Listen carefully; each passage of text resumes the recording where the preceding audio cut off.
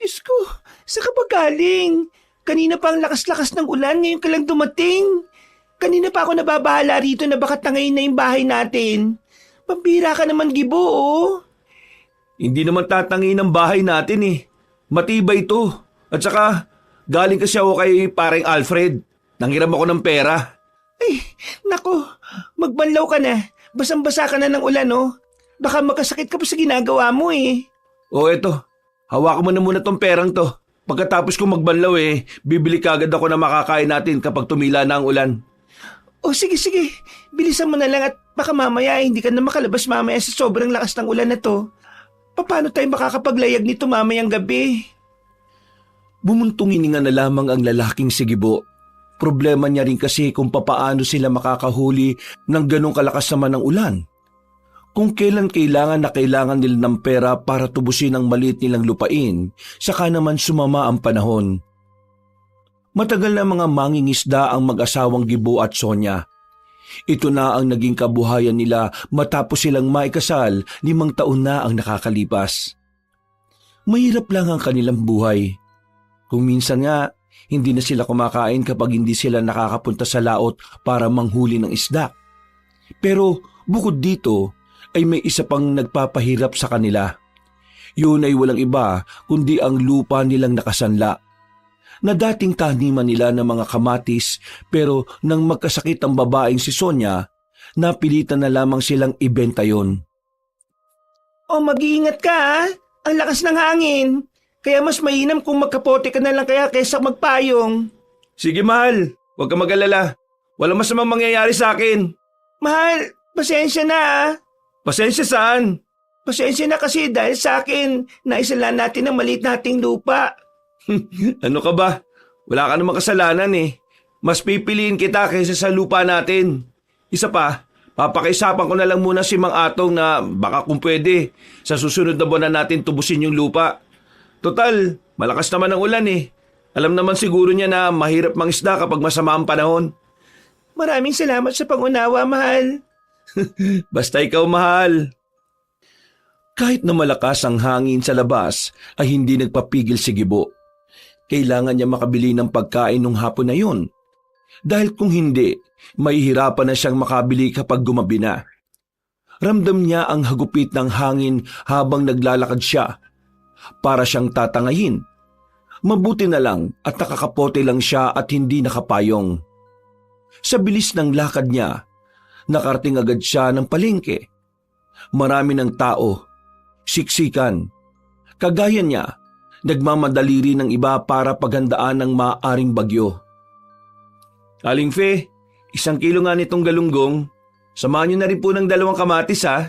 Kamatis lang ba ang halo nitong galonggong mo? Opo, kamatis lang. Pangsabaw lang naman eh. Saktong-sakto sa tagulan. Oy, sige. Libre ko na tong kangkong. Samahan ko na rin ang kangkong, ha? Sigurado po kayo? Pinagdududaan mo ba ang kabaitan ko? Ay nako, hindi naman po. Masaya lang po ako. Gibo, Bakit po? yung bangka, baka kunin ng anak ko sa susunod na linggo, ha?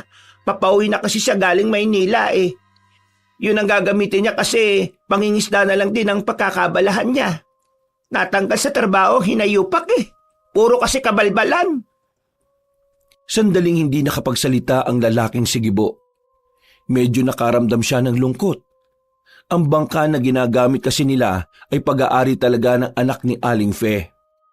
Hiniram lamang nila ito nang magtrabaho ang anak nito sa syudad. At ngayong malapit na pala itong bawiin sa kanila, hindi alam ni Gibo ngayon papaano siya hahanap ng pangkabuhayan nila. Aling Fe, kung sakali po, kapag kinuha na ng anak niyo yung bangka, pwede po bang makisama ako sa kanya? Para kahit papaano may pagkakitaan pa rin po ako. Hindi ko lang alam, ha.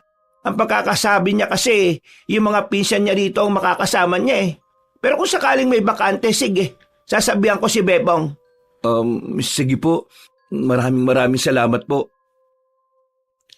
Pagtalikod ng lalaki, para siyang nawalan ng lakas. Nanlalambot siya sa lungkot. Dito niya mas naiisip na parang wala na nga talagang pag-asang maibalik sa kanila ang maliit nilang lupain. Kaya naman, Naisipan na muna niyang daanan na matandang si Atong. Tutal, malapit lang din naman ito sa kanila. Ilang minutong lakaran lang. Papakiusapan niya ito kahit na alam naman niyang ubod na ng samaan ng ugali ni Mang Atong. Mang Atong! Mang Atong! Tao po!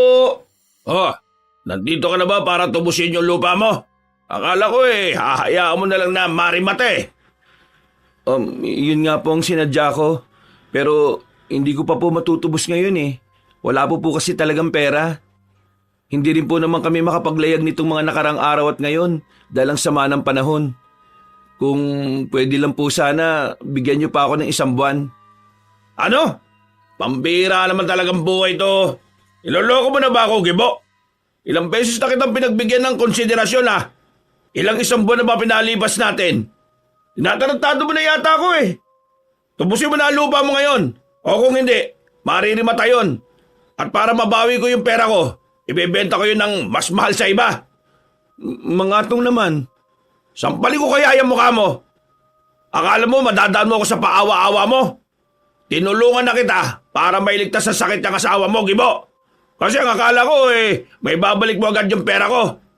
Pero pinaliban mo lang ng pinaliban eh. Nakakairita ka na ha. Mulis ka na nga sa harapan ko. Baka masaktan pa kita. Mamayang gabi, kapag hindi ka bumalik ng wala kang dalang pera, rimatado na yon. At akin na yon. Mga Atong, pakiusap po. Isa pang pagkakataon. Gagawa ko talaga ng paraan. Manahimik ka! Hindi na ako maghihintay pa ulit ng 1 buwan. Nakakabala ka na eh.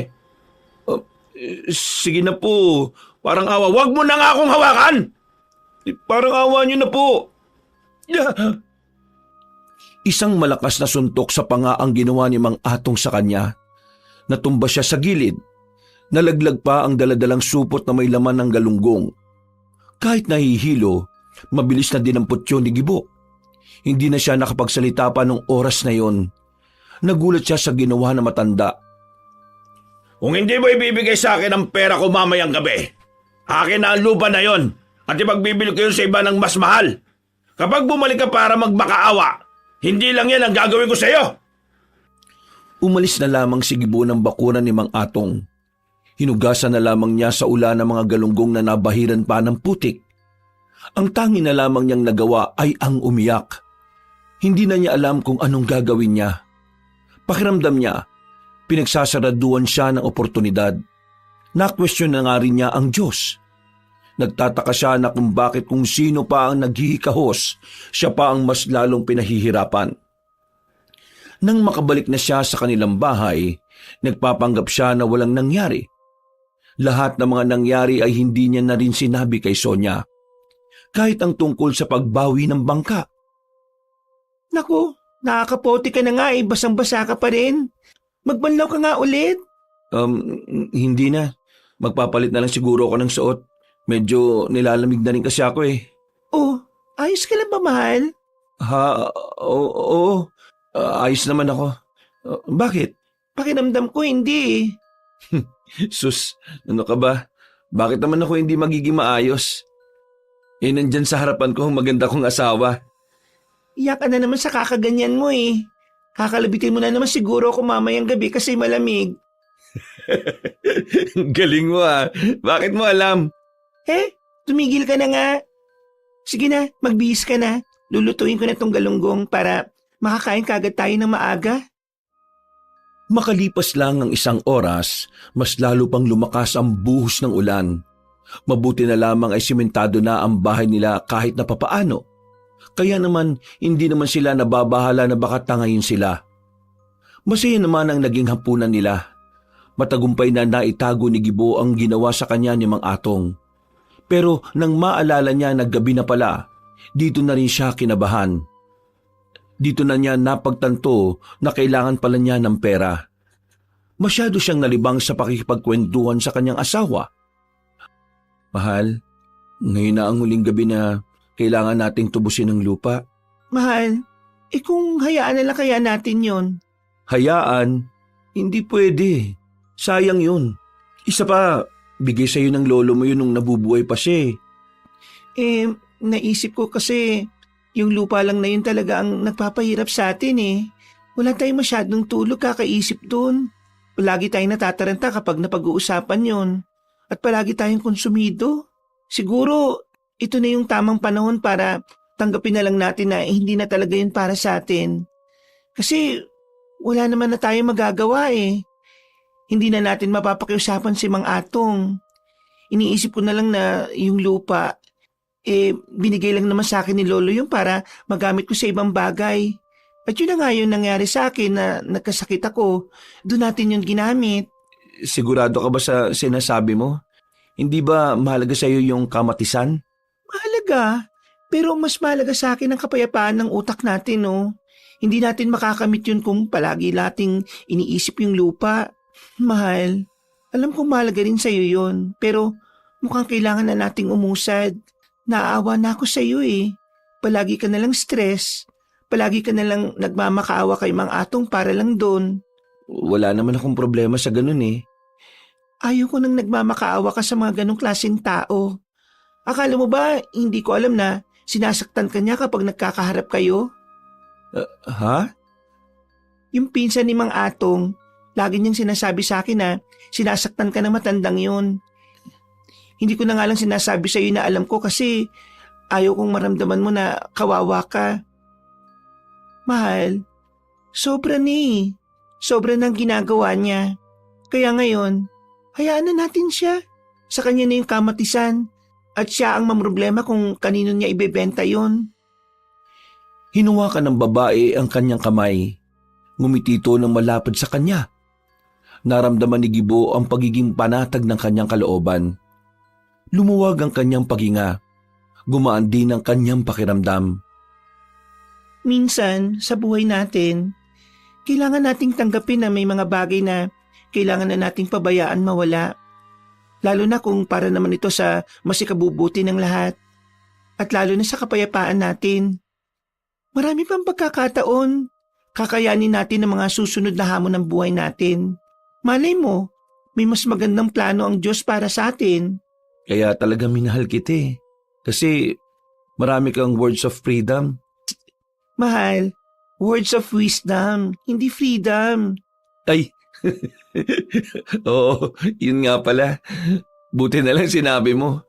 Buong buhay ko, freedom ang nasa utak ko eh. Ay nako, ikaw talaga oh. Sige na, ubusin na natin tong kinakain natin. O sige, ako nang bahala magugas sa mga pinggan, mahal. Dakong 2:00 na ng madaling araw nang bahagyang maging kalmado na ang ulan. Wala na rin ang malakas na hangin. Habang masarap ang tulog ng babaeng si Sonia, naisipan ni Gibo na lumabas na muna ng bahay. Kinuha niya ang puting kapote niya.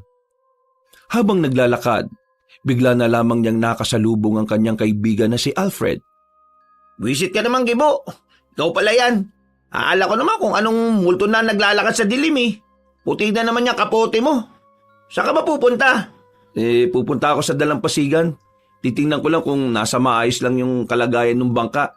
Ikaw ba? Saan ba punta mo? Kagagaling ko lang din dun ngayon. Pinuntaan ko si tatay. Nagiinuman pa rin kasi dun. Pagpunta ko naihatid na pala sa bahay. Nagkasalisihan kami. Ikaw, anong oras na oh? Bakit ngayon ka pa pupunta sa dalampasigan? Gusto ko lang makita yung bangka. Lulubos-lubusin ko na. Sabi kasi ni Aling Fe, yung anak niyang si Bebong, baka umuwi na raw sa mga susunod na araw. Sa anak niya yung bangka kukunin na sa akin. Paano yung kabuhayan yun yan? Yun nga ang problema ko. Teka, may alam akong solusyon dyan, pre. May kakilala ko. Gumagawa sila ng bangka. May kamahalan nga lang pero matibay naman. Ano namang ipambibili ko dyan? Alam mo naman na wala akong pera. Nangutang nga lang ako sa'yo ng pang-ulam namin kanina, di ba? Di pa pairamin kita uli. Diyos ko, hindi na. Nakakaya na, no? Tsaka isa pa, ayaw ko na rin magkaroon ng utang. Di ako makatulog ng maayos sa gabi, kakaisip kung saan nahanap ng pambayad. Pambira ka naman. Tingin mo ba mamadaliin kita magbayad?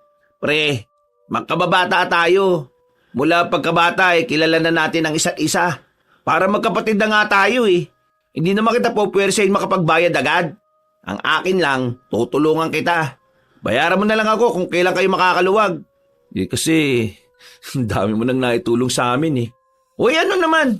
Marami ka rin namang naitulong sa akin eh. Lalong-lalo na yung kailangang itawid si mama sa kabilang isla para lang maitakbo sa ospital. Ikaw ang unang nagkusang loob dahil yung iba ayaw, di ba? Nilayag niyo si mama para maagapan. Tingnan mo ngayon ang sigla-sigla na ni mama. Malakas, walang sakit. Hindi siya magiging gano'n kung hindi mo ako tinulungan nung araw na yun, pre. Di ko makakalimutan yun. Kasi naman, parang nanay ko na rin naman si Aling Tese eh. Yun nga ang punto ko. Parang kapatid na kita. Kaya tutulungan kita. Alam mo kung naiiya ka, isipin mo na lang na investment ko to sa pangingisda mo. Kahit bigyan mo ako ng bangus araw-araw para lang mabayaran mo ako, ayos na ako dun. Hindi ako makapaniwala na may kaibigan akong sobrang bait na gaya mo. Ano ka ba?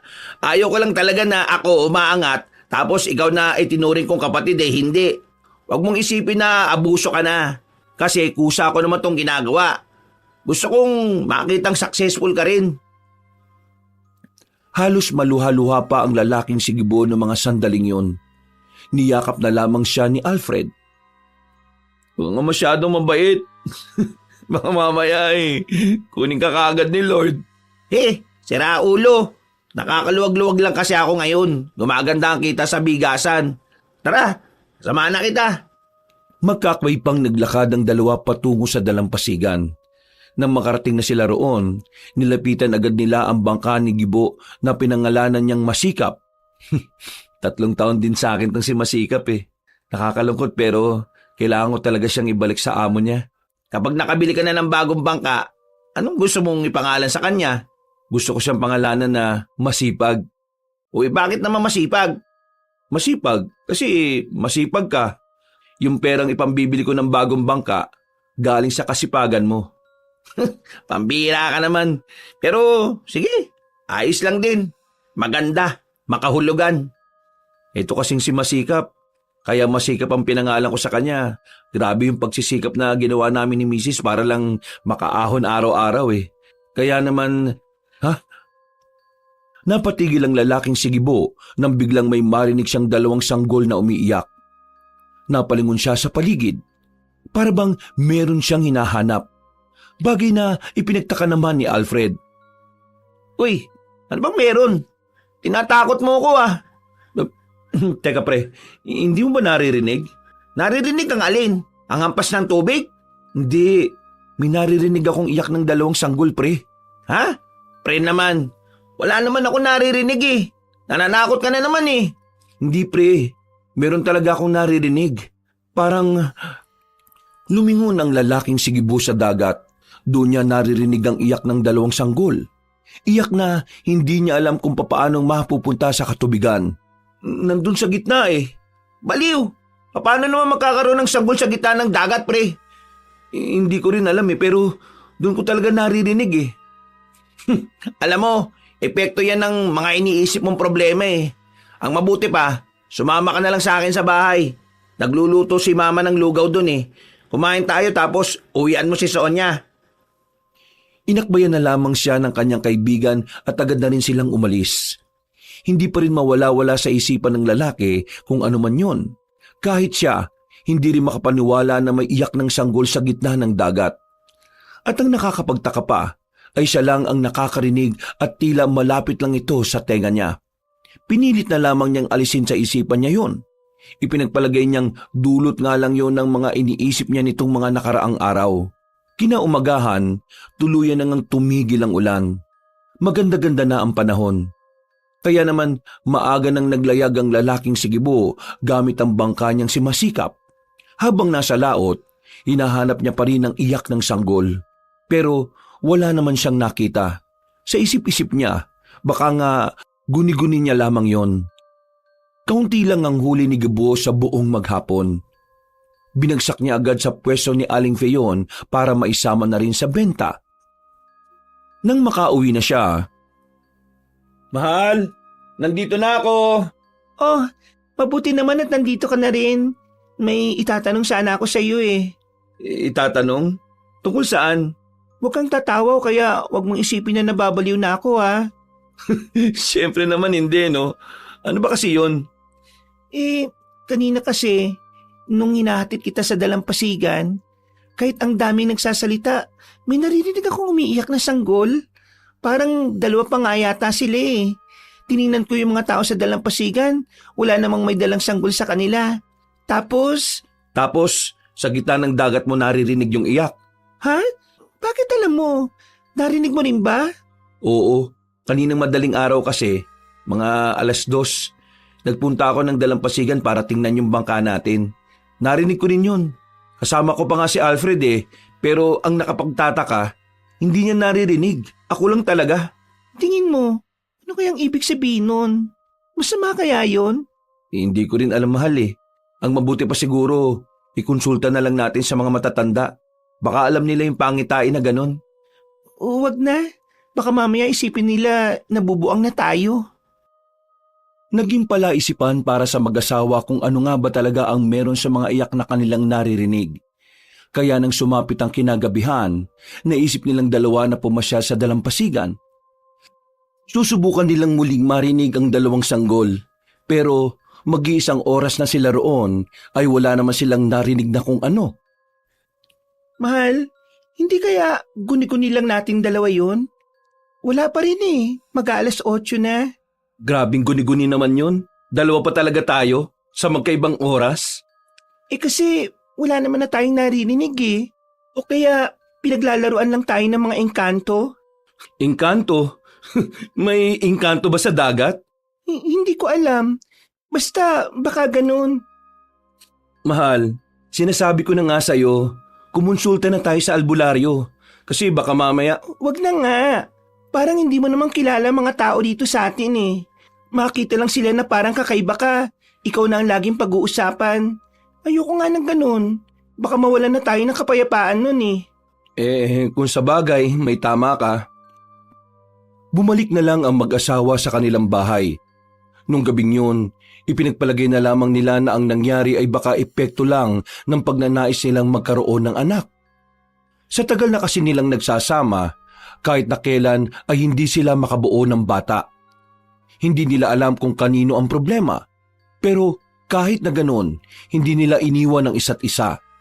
Dahil naniniwala sila na darating din ang araw na ipagkakalob na rin sa kanila ang pinakamagandang biyaya. Pre, maraming salamat pala kanina sa pagtulong kay Ermat Ang dami kasing pinamili. Sus, wala naman yun. Hindi naman tayo others, di ba? Ay, siya nga pala pre. Bakit hindi niyo pala subukan ni Sonia na manghuli sa gabi? Yung pusit pre, malakas ang kitaan daw doon ngayon sa bayan. Oo nga. Pero hindi kasi ako maalam sa panghuhuli ng pusit Isang beses sinubukan ko naman.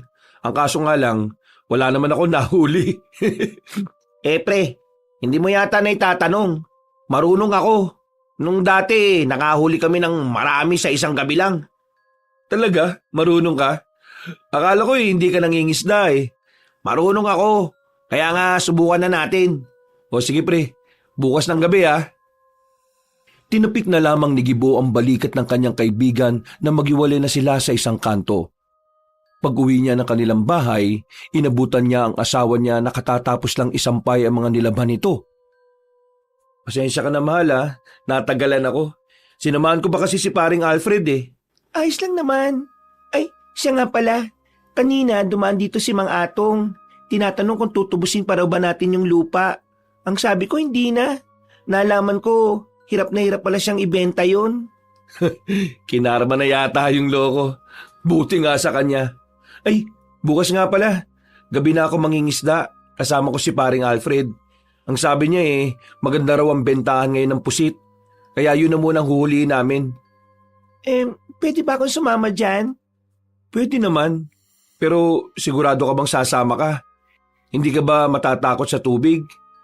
Hindi naman ako takot sa gitna ng dagat, kaya ayos lang. O sige, para malaman mo rin kung paano ginagawa ni Alfred yung panghuhuli ng pusit. O tara, kain na muna tayo. Alam kong pagod ka ngayong araw Mabilis na lumipas sa mga oras. Dumating na ang kinabukasan ng gabi. Naghahanda na mag-asawa para sa kanilang gagawing panghuhuli ng pusit.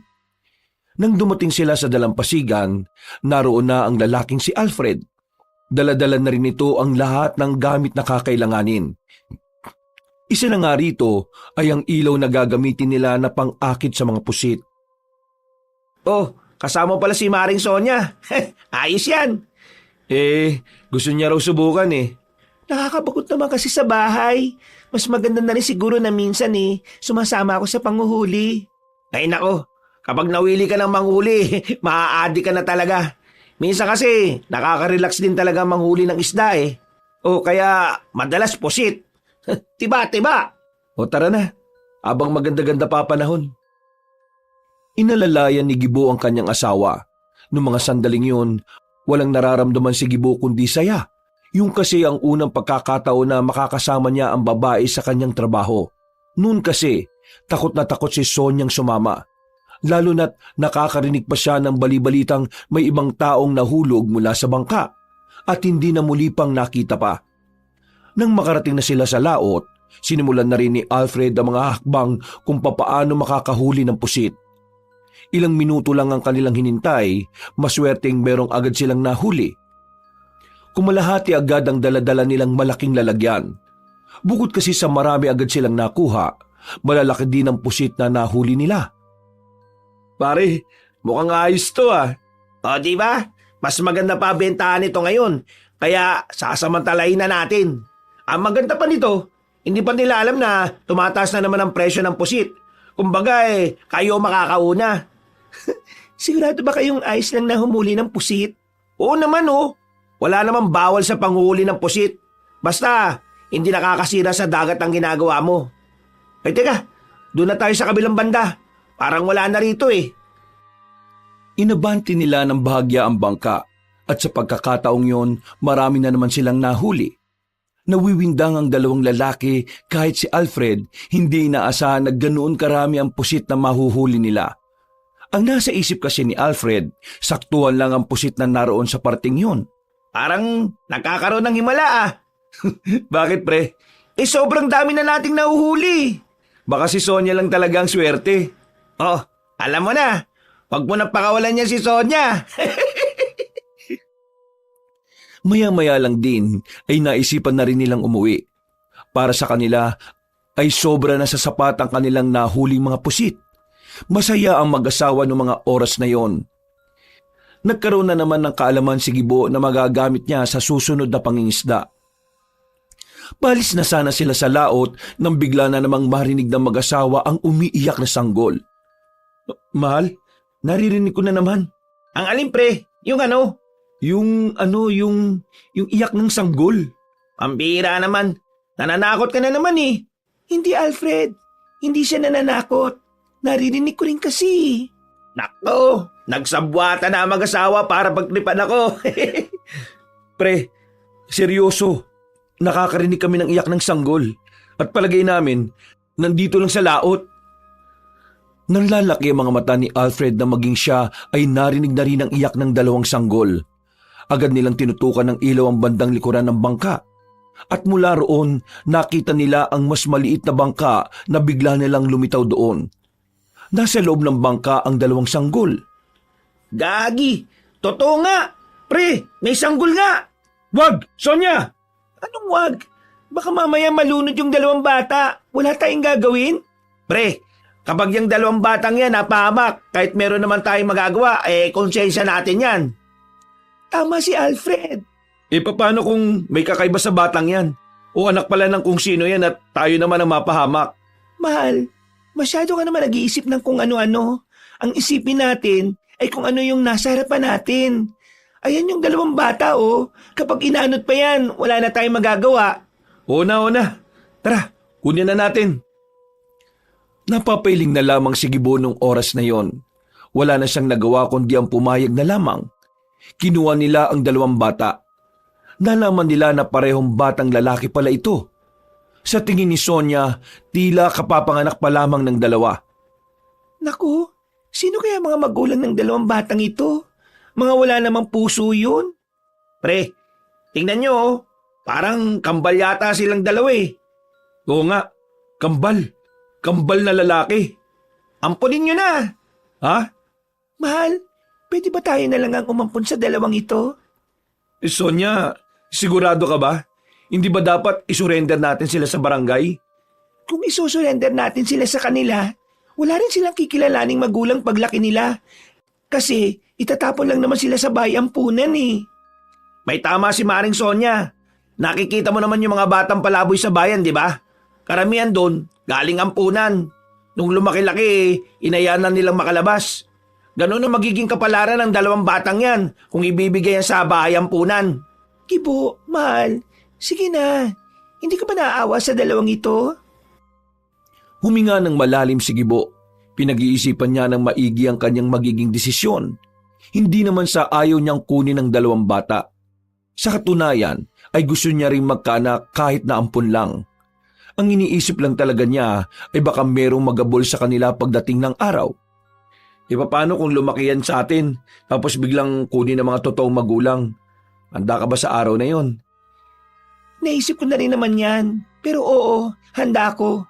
Hindi ko naman iniisip kung anong mararamdaman ko noon. Ang mas iniisip ko ngayon ay yung 2 bata na ito. Oo na, sige na. Pumapayag na ako. Iyon oh, pre, ninong ako niyan ha. Hindi inakala ni Gibo na uuwi silang higit pa sa mga pusit ang madadala nila. Nang makabalik na sila, naninibago ang lalaki dahil meron ng maririnig na sanggol sa bahay nila. Nung mga sandaling yon, kahit na papaano ay nakakaramdam na ng kaligayahan si Gibo. Nakikita niya kasing masaya rin ang kanyang asawa. Malapad ang ngiti ni Sonia, bagay na lalong nakakapagpagaan ng kanyang kalooban. Ang 2 bata ay pinangalanan nilang Benji at Benjo. Mula nang dumating sa kanilang kambal, napansin nilang tila gumanda na rin ang takbo ng kanilang buhay. Sa mga sumunod na taon kasi, nagkaroon na ng sariling bangka si Gibo. Magaganda at masagana rin ang panguhuli nito sa laot. Bukod pa rito, nakakuha na rin sila ng pwesto sa palengke, na siya namang pinupwestohan ni Sonia para magtinda ng mga isda. Malaking pagbabago ang nangyari sa buhay nila. Hindi naman sila umunlad ng sobra. Sadyang kahit papano lang ay nakaluwag-luwag na rin sila. Ang pagkakaroon nila ng ampon ay hindi rin naman naging madali. Palagi silang usap-usapan sa kanilang baryo. Alam kasi ng lahat na hindi naman sila magkaanak. Kaya maraming nagtataka kung saan nanggaling ang 2 bata. Inamin na lamang nila ang totoo na inampon nila ang kambal. Pero hindi nila sinabi kung papaanong dumating sa buhay nila si Benji at Benjo. Nang nasa palengke sila, Oh, pusit-pusit! Pusit kayo dyan! Sariwang-sariwa pa to oh. Kaninang madaling araw lang hinuli. Oh, mahal, nandiyan ka na pala. Oh, bakit? May problema ba? Wala naman. Gusto lang kitang daanan dito bago ako umuwi ng bahay. Mahal, pasensya ka na ah.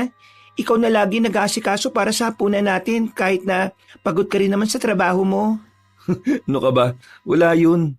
Para ka namang bumabawi ka naman palagi sa gabi. Uy, ano ka ba? Nakakaya. Marinig ka ng iba dyan eh. Lalo na ng mga chismosa. Ang mabuti pa, umuwi ka na sa atin at baka marami na namang kalat yung mga anak natin doon. O sige, mamaya babalikan kita rito kapag ligpitan na ha. Humalik pa ang lalaki sa kanyang asawa at naglakad na rin paalis. Nang makarating na siya sa bahay nila, kalat-kalat nga ang mga laruan ng 2 bata sa bakuran. Napapakamot na lamang sa ulo si Gibo. Ay, pambihira naman talaga oh. Kasasabi ko lang kanina na huwag kayong makakalat dito eh. Oh, ano tong ginawa nyo? Si Benjo po kasi ang kulit eh. Nakatingin lang sa kanila ang batang si Benjo. Hindi ito nakakapagsalita. Pinatingin na nila ito sa doktor pero ang sabi sa kanila, maaring nasa lahi o nasa dugo na talaga ang dahilan kung bakit ganon si Benjo. Maaring minana raw ito sa mga magulang o sa sino mang kadugo nito. Bagamat hindi ito nakakapagsalita, himala naman na nakakarinig ito at nakakaintindi. O Benjo, tulungan mo na lang yung kapatid mo ha. Ligpitin nyo ito. Ako naman maghahanda na rin ang makakain natin para sa hapunan. Sandali lang po, Papa. Oh, bakit? May sinasabi po si Benjo eh. Sinasabi? Saan? Ano daw? Tiningnan ni Gibo ang batang si Benjo. Nakatitig lang ito sa kapatid na si Benji.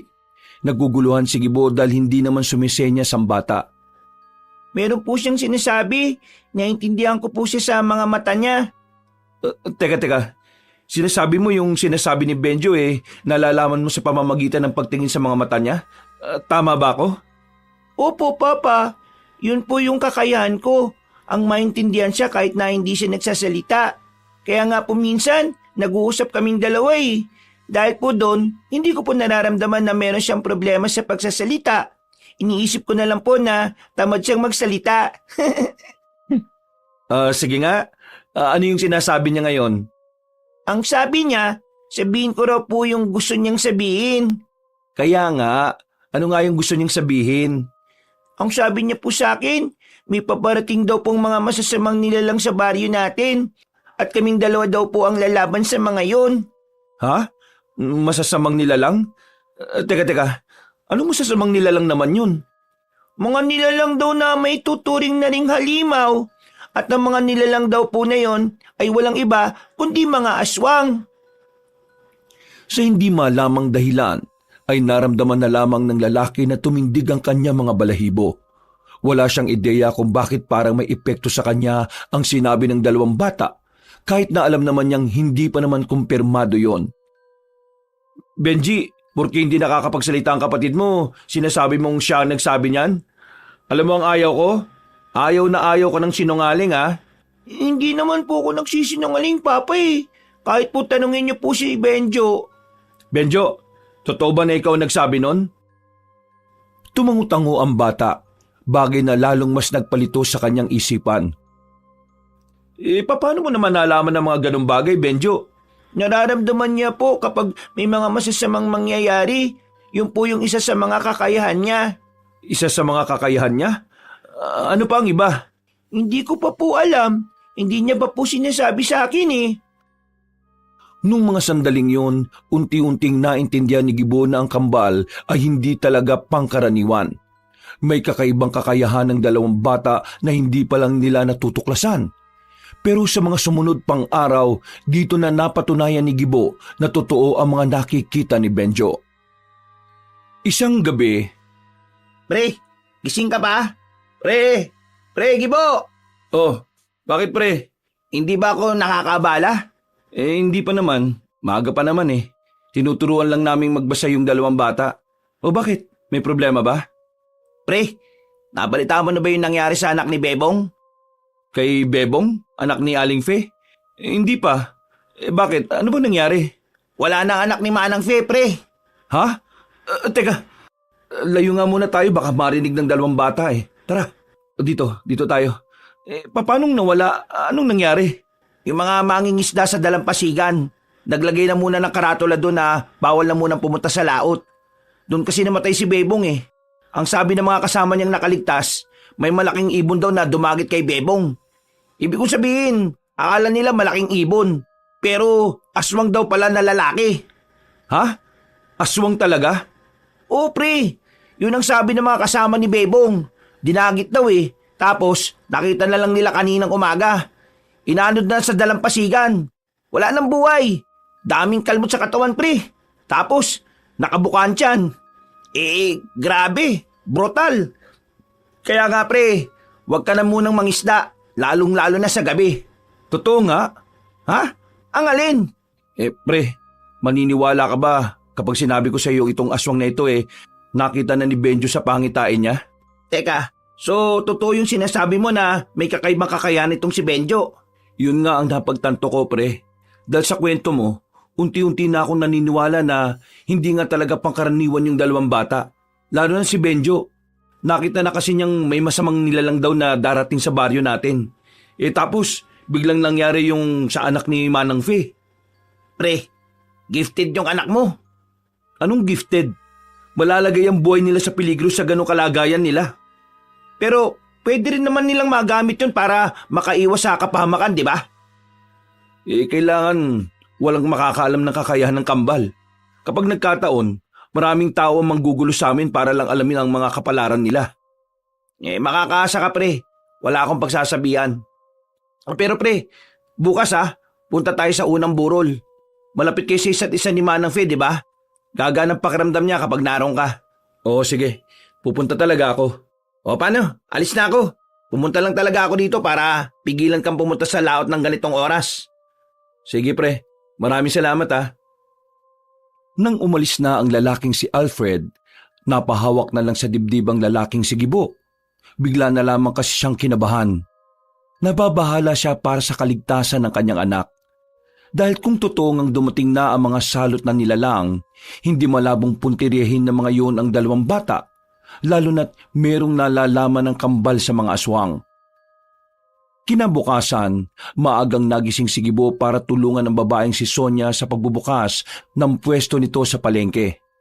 Habang ang kambal naman ay iiwan na lang muna nila saglit. Habang naglalakad, binuksan ni Sonia ang usapan tungkol sa nangyari kay Bebong. Nakakaawa naman si Bebong, no? Ang brutal na nangyari sa kanya. Totoo ba talagang aswang ang pumaslang sa kanya? Iyang sabi ng mga kasama niyang nakaligtas, aswang daw talaga eh. Grabe, nakakatakot naman ang mga aswang na yun.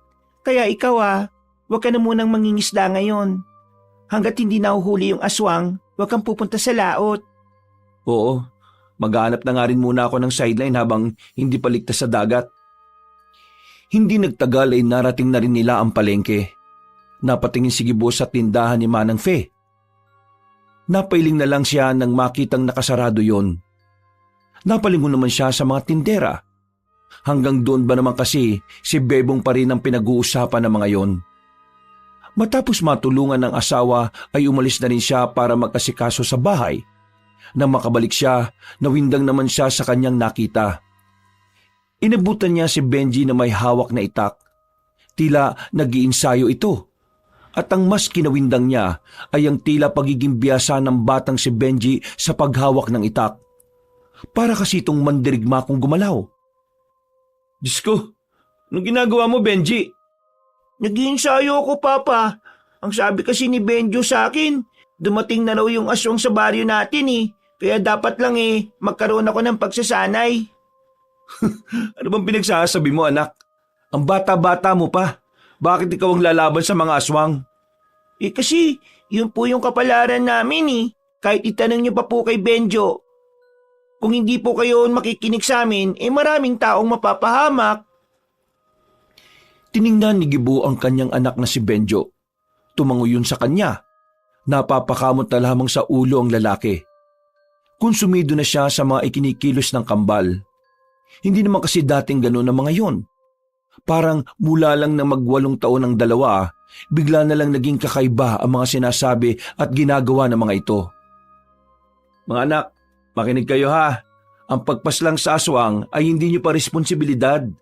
Bukod sa delikado hindi nyo naman obligasyon na harapin ang aswang na yon. Kahit na alam nyo yung mangyayari, mga bata pa rin kayo. Masyado pa kayong inosente para maging maging tagapagligtas sa mga tao. Pero Papa, kailangan po kami ng mga tao eh. Kung hindi po kami gagawa ng paraan, baka po mapahamak sila. Benjo, mga anak, papakinggan niyo ang Papa. Hindi kayo lalaban sa mga aswang. Walang haharap sa mga aswang. Naintindihan niyo ba?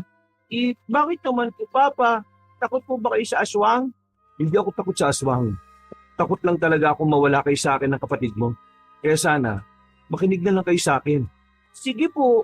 Mga anak, mga bata pa kayo. Huwag niyong problemahin ang problema ng mga matatanda. Maglaro lang kayo na maglaro hanggat gusto niyo. Sulitin yung pagiging bata niyo. Pero kapag ang aswang sinubukan kayong saktan ni Mama, ako makakalaban nila. Benji, Opo, hindi na nga po. Ay, Papa, may sinasabi ulit si Benjo. oo, ano yun? Nakita niya raw po yung mga aswang. Marami pong masasaktan at mapapatay na tao. Bilang na raw po dun yung matandang babae na nagpapairam sa inyo ng bangka. Si Manang Fe? Hindi na nagsalita ang batang si Benji. Tumango na lamang ito sa lalaki. At sa mga sandaling yon, mas lalong nakaramdam ng kaba si Gibo. Pakiramdam niya, sa mga susunod na araw ay mas lalo pang magiging komplikado ang lahat. Noong umagang yon, ay sinubukan ng lalaki na ituon na lamang sa gawaing bahay ang kanyang atensyon. Wala naman siyang gagawin ng oras na yon. Pero hindi mawala-wala sa kanyang utak ang mga sinabi ng kambal. May kung anong parte ng kanyang pagkatao na parang hindi mapalagal. Nababahala siya. Nagpaalam na muna siya sa dalawang bata. Naroon na rin naman si Sonia noong oras na yon, kaya ayos lang na lumabas siya ng gabi. Pupuntahan niya ang unang lamay ni Bebong. Kasama niya ang kaibigan na si Alfred. Pagdating nila roon, kakaunting tao lamang ang naabutan nila. Bilang lang sa daliri. Marahil dahil din pa lang ang unang gabi. Nilapitan nila ang matandang si Manang Fe. Nakaupo ito sa gilid ng kabaong. Tulala, pero nang makita sila nito, ay ngumiti ito kagad sa kanila. Maraming salamat at dumating kayo. Nakikiramay po kami, Manang Fe. Umupo sila sa tapat nito. Nagpakita naman ng mapaitang ngiti ang matandang babae. Bigla na lamang itong nagkwento sa kanila, kaya pinakinggan na lamang nila ito. Nung nakaraan bago mangyari ito kay Bebong, nanggaling siya sa malayong lugar. Bundok. Kasama niya mga pinsan niya. Pag-uwi nila, meron silang daladalang itim na kahon. Maliit lang. Parang kasing laki lang ng kahon ng isang dosenang sigarilyo. Hindi ko alam kung ano ang laman ng itim na kahon na yun eh. Basta ang narinig ko sa usapan nila, nakuha daw nilang magpipinsan yon sa aswang na harimondon.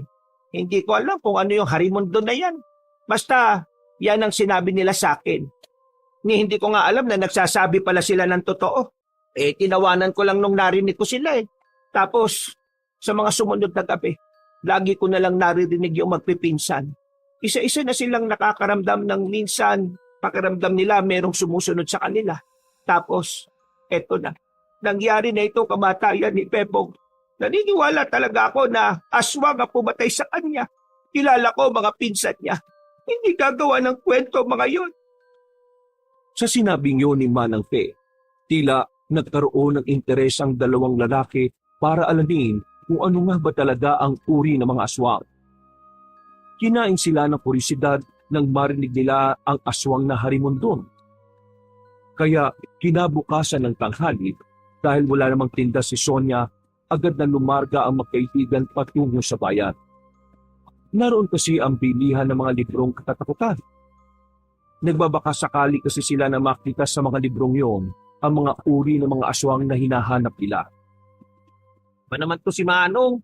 Umapasada pero wala namang baryang panukli. Dapat, bago kayo bumiyahe, may nakahanda na kayong panukli. Sayero pa magiging problemado sa inyo eh. O sige na, huwag nyo na ako suklian. Sa inyo na yan. Tagal pa tayo dito eh. Pagsabi niyo ni Alfred, agad na humarurot ang tricycle palis. Uy, laki pa ng sukli mo ah. Sayang yun. Anong magagawa ko? Wala namang panukli. Alam nga namang maghintay siya rito tapos tayo magpapabarya. Pre, hindi ka dapat napayag na binibigay na lang yung sukli mo. Modus nila yan eh. Sasadyay na walang barya para yung pasahero, sa halip na maghintay ibibigay na lang yung sukli. Ha? Ganun pa yun? Oo, alam na alam ko yan kasi lagi kaming naalis ni Mrs. di ba dati? Lokong tricycle driver yun ah. Natatanda ko naman yung mukha niya eh. Saan ba dito yung bilihan ng libro na sinasabi mo? Ay, dun.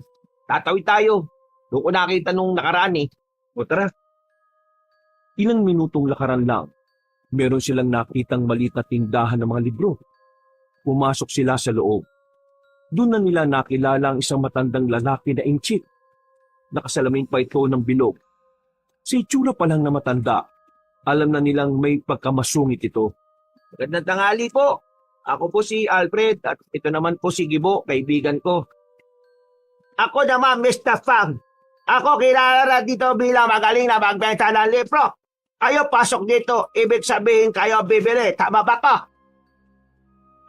Opo. Bibili po kami ng libro. Pero kailangan po muna naming malaman kung anong nandito po na libro na hinahanap namin. Ano ba hanap ninyo?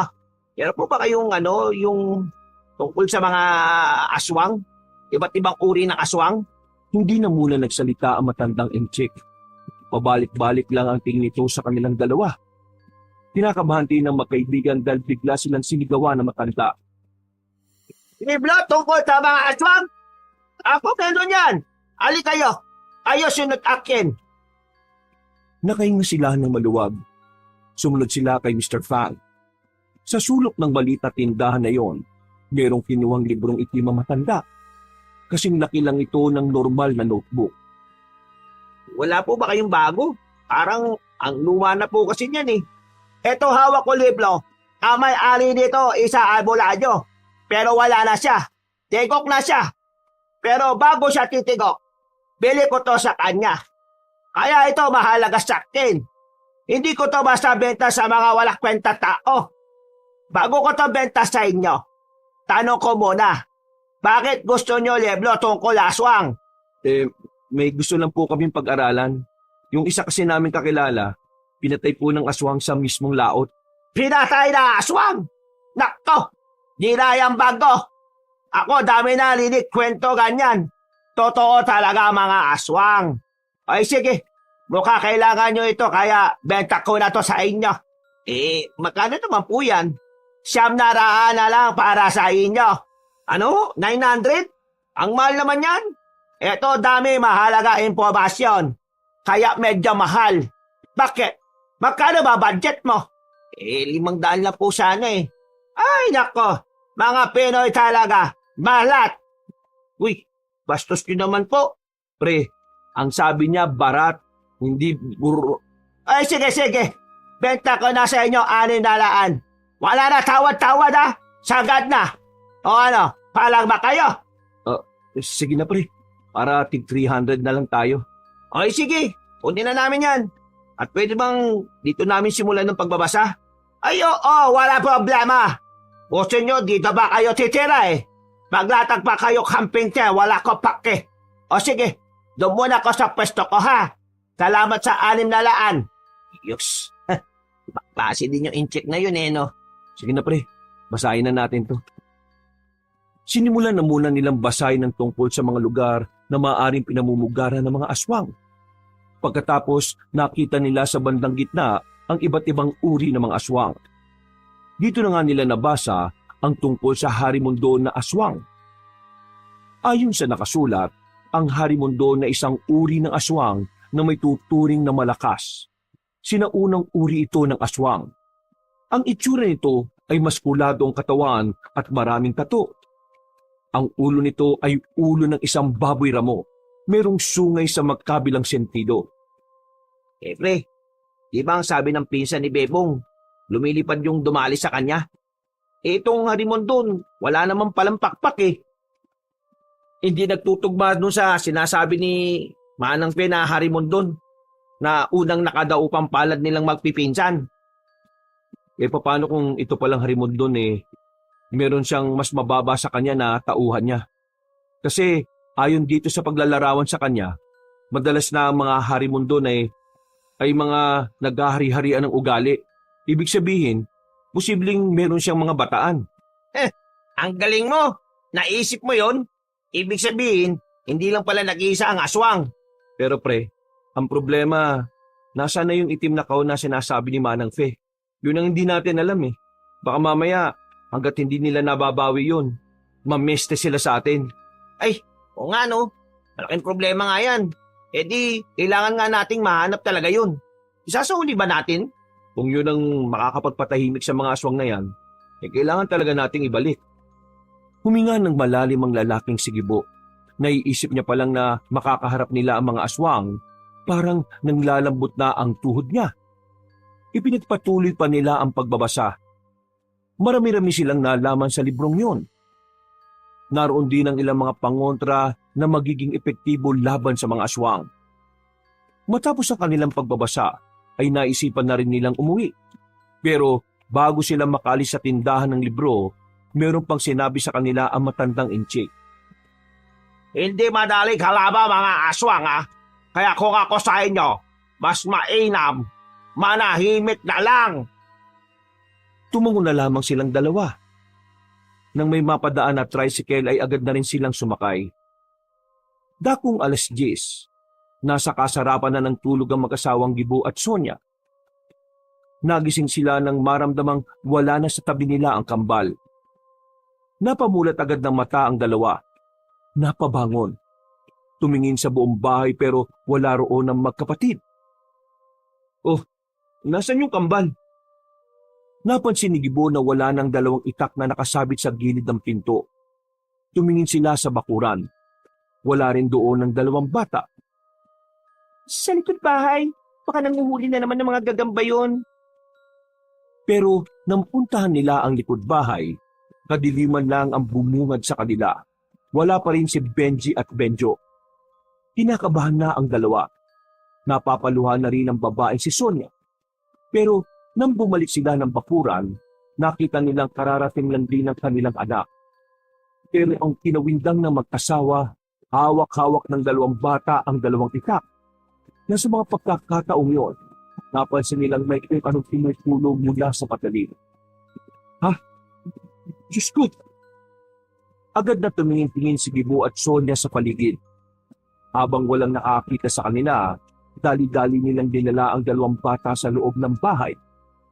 Dito na nila nakitang dugo ang nasa itak. Hindi alam na mag-asawa ang kanilang nararamdaman, pero mas pinili na lamang ni Gibo ang maging kalmado. Benji, ano nangyari? Ito, bakit tumamit ang itak at bakit dugo? Nagising mo kanina si Benji nang paramdaman po namin may nagmamasad na aswang sa bahay natin. Lumabas po kami, kinuha po namin ang itak. Tumakbo po sila palayo eh. Pero nabutan po namin sila sa gubat. Kaya yun, pinatay po namin sila. Diyos ko, Mariosep, ano ba pumasok sa isip niyo at bakit na kinalaban ng mga aswang na yun? Hindi di ba alam na delikado yun, mga anak? Kaya nga po namin sila kinalaban eh. Kasi delikado po ang buhay nating lahat sa kanila. Kung hindi po sila mamamatay, baka masaktan nila tayo. At baka masaktan po nila ang ibang tao. Pero anak, dito sinabihan ko na kayo, wala kayong gagawin tungkol sa mga aswang na yan.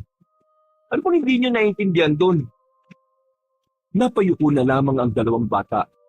Medyo nagagalit pa rin kasi si Gibo sa mga pagkakataong yun. Napahawak na lamang to sa sentido dahil sa sakit ng ilo.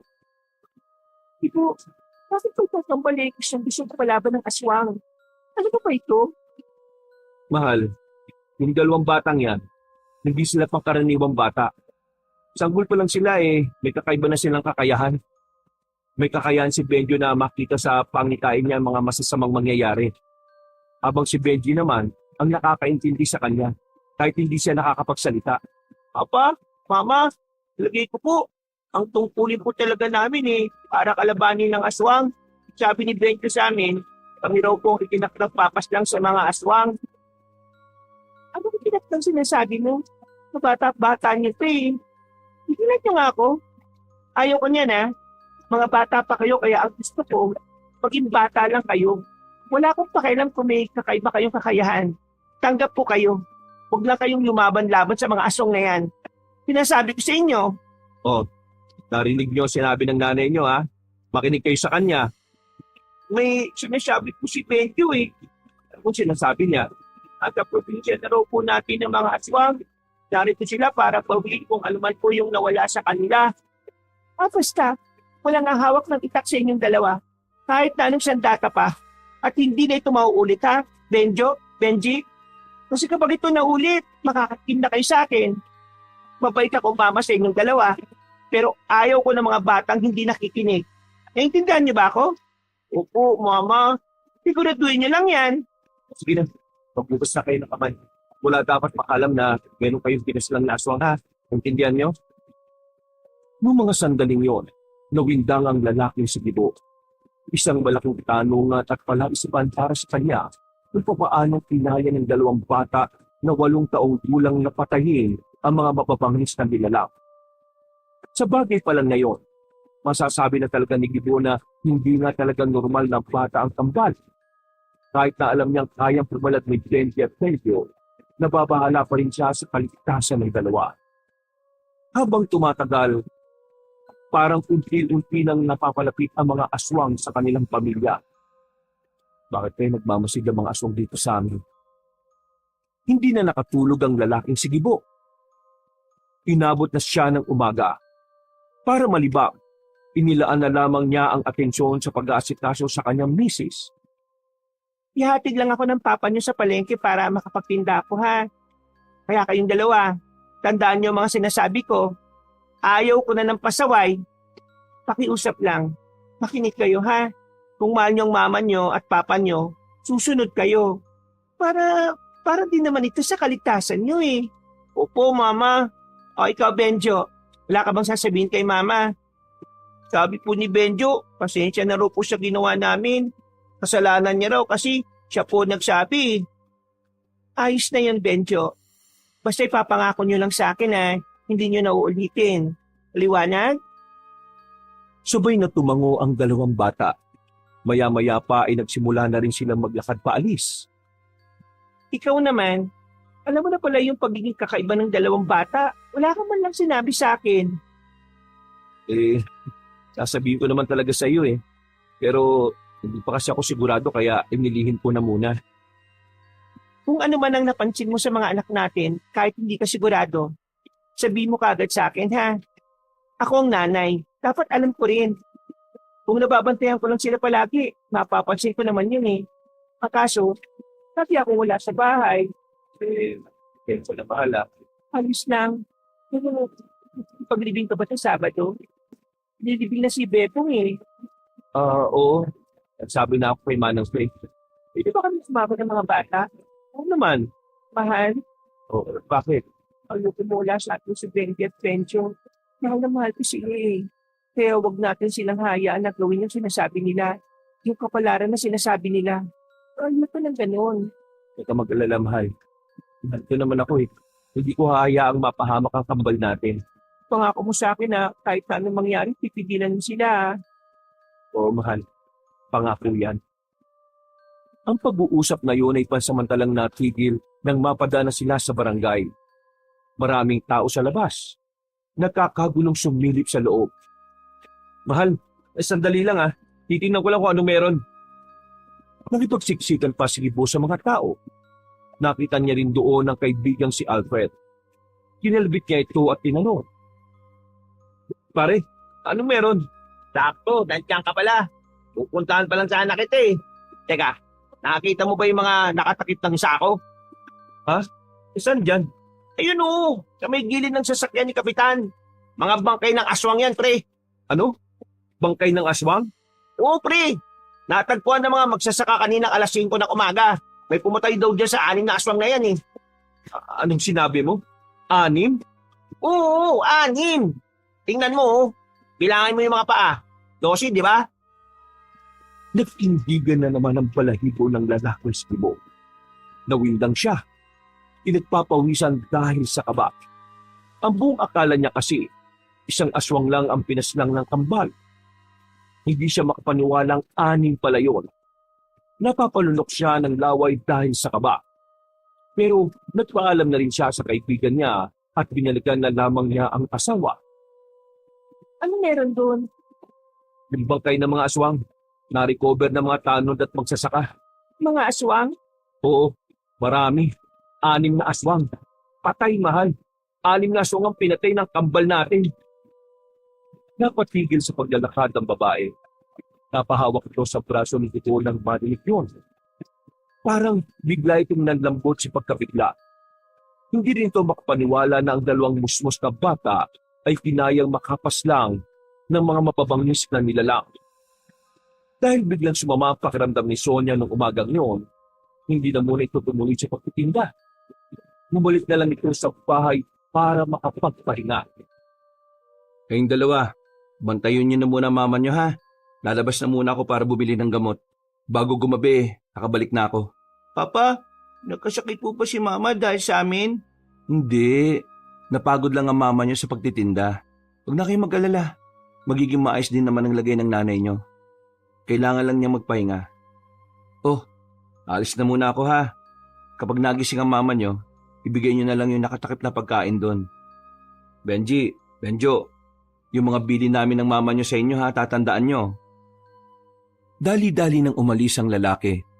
Walang bilihan ng gamot sa kanilang lugar kaya kailangan niya pang bumiyahe patungo sa bayan. Agad naman siyang nakarating doon. Dahil hindi siya nahirapang makasakay, maging sa bayan, nalaman niyang usapan na rin pala ang mga aswang. Pagkatapos niya makabili ng gamot, agad na rin siyang umuwi.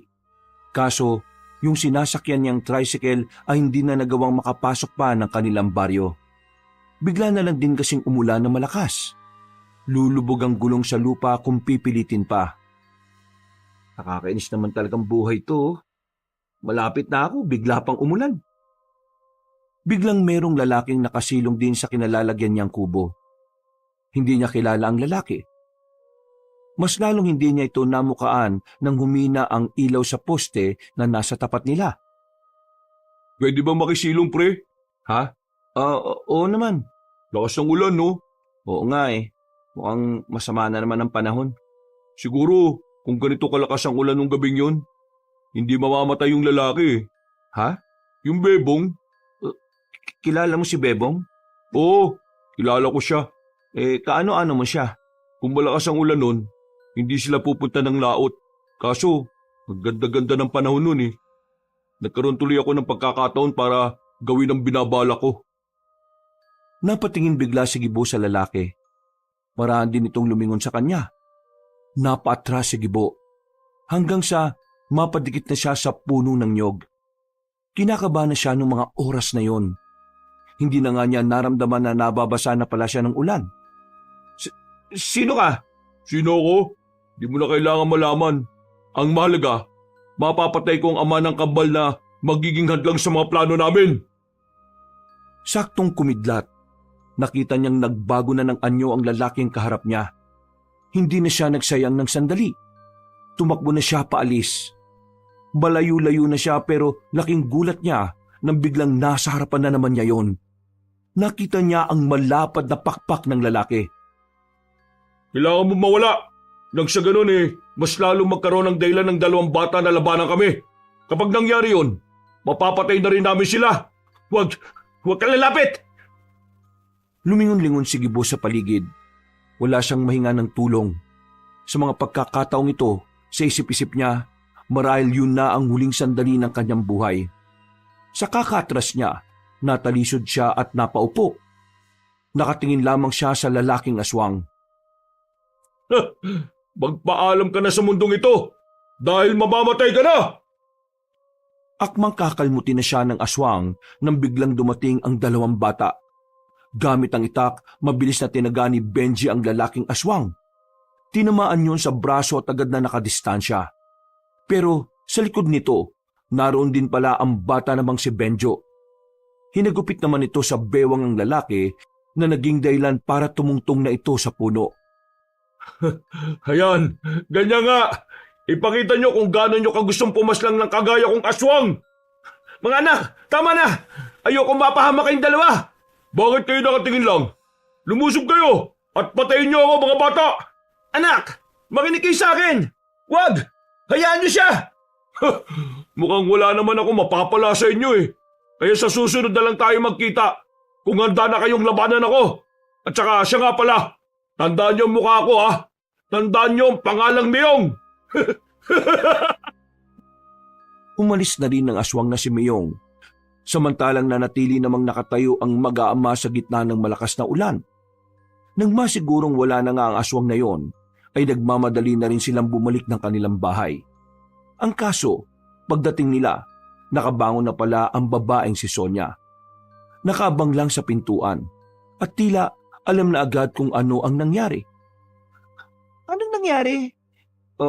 Ano kasi? Magsabi kayo ng totoo. Papa, ako na po ba magsasabi o ikaw? Ako na. Pumatay na naman kayo ng aswang gamit ng itak na yan, ano? Mama, hindi po namin napatay Nakatakas po. Ilang beses ko bang sasabihin sa inyo na ayaw ko na kumakalaban kayo ng aswang? Ano bang mahirap intindihin sa mga sinasabi ko? Takot ako mapahamak kayo kaya iwasan nyo na ang mga aswang na yan, Benjo, sige na. Magbanlaw na muna kayo at magpalit ng damit. Akin ang mga itak na yan. Mag-uusap lang kami ng mama nyo. Sige na. Agad namang sumunod ang mga bata sa kanya. Pag-alis ng mga yon ay sa kanya ipinaliwanag sa kanyang asawa ang tunay na nangyari. Naglalakad ako pauwi galing sa bayan. Bumili ako ng gamot nang biglang bumagsak ang malakas na ulan. Nakisilong ako sa lumang kubo. biglang may lalaking nakisilong din.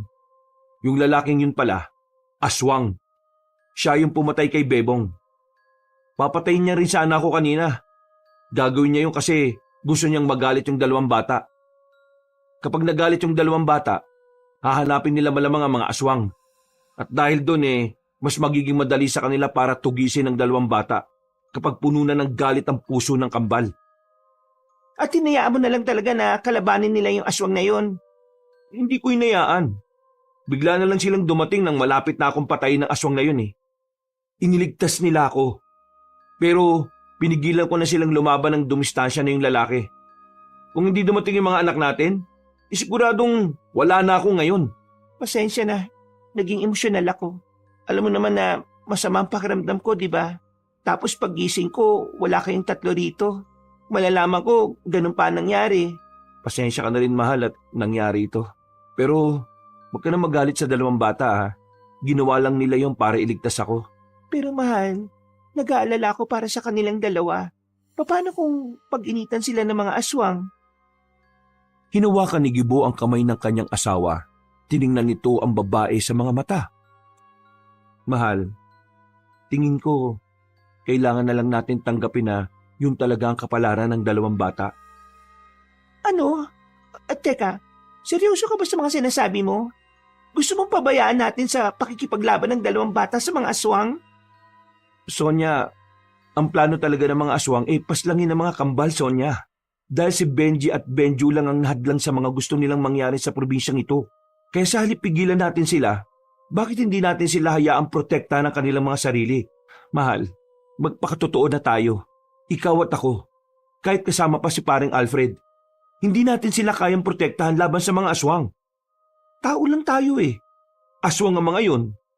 Ang tanging makakapagprotekta lang sa kanila ay sila mismo. Dahil pinanganak sila na likas ang pagiging malakas at mabilis. At pinanganak sila para tapatan talaga ang mga aswang. Hindi ako makapaniwala na sa iyo pa nanggagaling ang mga salitang ito. Ang akala ko, naiintindihan mo ko. Pero mukhang hindi pala. Ako ang hindi mo naiintindihan, mahal Sinasabi ko lang naman na kahit na anong iwas ng dalawang bata, hahabulin at hahabulin sila. Anong gusto mo? Mamatay sila nang hindi lumalaban? Kahit na may kakayahan naman silang labanan ng mga yon? Isipin mo namang maigi, Sonia. Napasandal na lamang sa dingding ang babae. Tila lalong sumama ang pakiramdam nito ng mga sandaling yon. Hinawakan naman ni Gibo ang asawa sa magkabilang balikat. Sonia, mahal, kailangan natin magtiwala sa dalawang anak natin. Kailangan nating maniwala na kaya nila. Kasi kung hindi, saan sila kukuha ng lakas ng loob para protektahan ang mga sarili nila? Gibo, natatakot ako Natatakot ako na baka kung ano mangyari sa kanila. Paano kung mapahamak sila? Anong gagawin natin? Alam mong matagal ko nang pinangarap na magkaroon ng anak. Kaya nga tayo nandito para gabayan sila, di ba? Hindi sila mapapahamak kung mararamdaman nila ang suporta natin. Sonia, darating ang araw na kailangan nating tanggapin na sila mismo ang pipili na kapalaran nila. Dahil wala pa sila sa atin, nakaukit na ang dapat nilang gawin sa mundong ito. Kung papayagan ko ang dalawa na kalabanin ng mga aswang, anong una nating gagawin? Malalaman natin yan sa kanila. Sila ang mas nakakaalam kung ano ang dapat gawin sa mga aswang na yun Sonia, kailangan natin pagkatiwalaan ng dalawang mga bata. Nakita mo naman kung gaano sila kagaling, di ba? Higit sa 5 ang napatay nilang aswang nang sila lang. Tumango-tango na lamang si Sonia. Matapos ang pag-uusap na yon, dinala ni Gibo ang babae sa loob at pinainom na rin ng gamot. Habang ang dalawang bata naman, katatapos lang ding maligo. Nang maging maayos ng bahagya ang pakiramdam ni Sonia, kinausap nila ang dalawang bata. Makakaharap sila sa lamesa. Benjo, napag-usapan namin ng nanay nyo na papayagan na namin kayong kalabanin ng mga aswang. Talaga po? Pero may mga kondisyon. Po? Ano pong kondisyon? Hindi kayo aalis ng bahay nang hindi ako kasama. Ibig sabihin, kung sakaling may kakalabanin kayong mga aswang, dapat nandun din ako para mabantayan ko kayo. Pangalawa, lahat ng naiisip nyo, lahat ng gusto nyong gawin, sasabihin o ipapaalam nyo muna sa amin ng mama nyo, ha? Pangatlo, walang dapat makakaalam kung anong ginagawa nyo. At pang-apat, kailangan hindi tayo mapapahamak kahit na nakikipaglaban tayo sa mga aswang. Naintindihan nyo ba? Naintindihan po namin pa. Pero bakit po biglang nagbago ang isipan nyo? Napagtanto lang namin ng nanay nyo na kung pipigilan namin kayo, mas lalong mapapahama kayo. Kaya mas maganda nang hayaan na namin kayo para mas maprotektahan yung mga sarili ninyo. Ay, pa, may sinasabi po si Benjo. Ano yan, anak? Ang sabi niya, kapag nagsimula na raw ang pakikipaglaban namin sa mga aswang, mas maganda raw pong nasa ligtas po kayong lugar ni Mama. Ang mga aswang daw po kasi traitor eh. Kung sino ang alam nilang hindi makakalaban sa kanila, yun po ang punteriya nila. Ha? Ligtas na lugar? Saan naman ako hahanap ng ibang lugar? May alam ako! Napatingin sila sa bandang bintana at nakita nila roon si Alfred na nakapayong. Pambira ka naman, pre, oh. Bakit nandiyan ka? Halika, pumasok ka dito. Pasensya na kung pa lang ako ha. Pero meron akong alam na lugar na kung saan ligtas ka ron, Sonia. Pinapalis niyo ba talaga ako sa bahay na to? Mahal, hindi naman sa ganon. Sa ngayon kasi, hindi ka namin mababantayan palagi sa oras na simulan na namin ang operasyon na sinasabi ng kambal. Ikaw ang uunahin ng mga aswang. Kaya, kailangan mong pumunta sa lugar na kung saan hindi ka nila roon malalapitan. Paano ang pagtitinda ko sa palengke? Maring Sonia, ako nang bahala. Habang nangyayari pa tong problema na to, kung okay lang sa'yo, doon ka na muna sa bigasan namin sa bayan. Doon ka na rin titira. Kasi, likuran nun, bahay ko rin eh. Pero huwag ka mag-alala ha. Puro babae naman na makakasama mo ron. Mga tiyahin ko na puro sundalo. Kaya, kaya ka nilang protektahan doon sakali pumasyal yung mga aswang. Nag-aalala ko eh. Parang hindi ko kayang malayo sa inyo. Lalong-lalo na sa kambal natin. Mahal, kailangan mong kayanin. Kapag natapos naman itong problema na ito babalik rin naman sa dati yung lahat Mama, huwag ka po mag-alala. Gagawin po namin ang lahat para hindi po kami mapahamak. O sige, pumapayag na ako. Basta kapag may oras kayo, puntahan niyo ko ron ha. Kahit na makita ko lang kayo saglit, masaya na ako. O pre, ang problema lang nagtataka lang ako. Bakit ba sa inyo galit na galit ang mga aswang? Hindi naman kayo yung kumuha ng itim na kahon na sinasabi ni Aling Fee. Kasi po, nasa amin po yun. Anong sinabi mo, Benji? Yung hinahanap po ng mga aswang, nasa amin po. Bakit nasa inyo? Alam niyo bang mas lalo tayo malalagay sa peligro dahil doon? Yung sabi po ni Benjo, kung mapupunta to sa mga aswang, magagamit daw po nila ito laban sa aming dalawa Bakit? Para saan ba yung itim na kahon na yun? Nasa lupo ng kahon yung balat ng sinaunang aswang. Hindi namin alam kung ano ang gagawin nila dun Pero nararamdaman namin yun na magagamit nila yun para mas lalo silang maging malakas. Kaya nang makita po namin yun sa daan, hindi na po kami nagdalawang isip na kunin yun. Nasaan na? Wala na po. Diyos ko, yaari na. Para hindi agad nila mapakinabangan, sinunog na po namin. Yung pong dahilan kung bakit gustong-gusto nila kaming mawala po sa mundo. Ay naku, masakit ang ulo ko sa inyo. Bakit hindi niyo sinabi sa amin ng nanay niyo? Wala pa po kasi tayong rules nun pa Siya. Total, nangyari na naman yan. Paganda na lang natin kung ano yung mangyayari. Mahal, ihatid ka na namin sa sinasabi ni paring Alfred bukas dun sa bayan ha.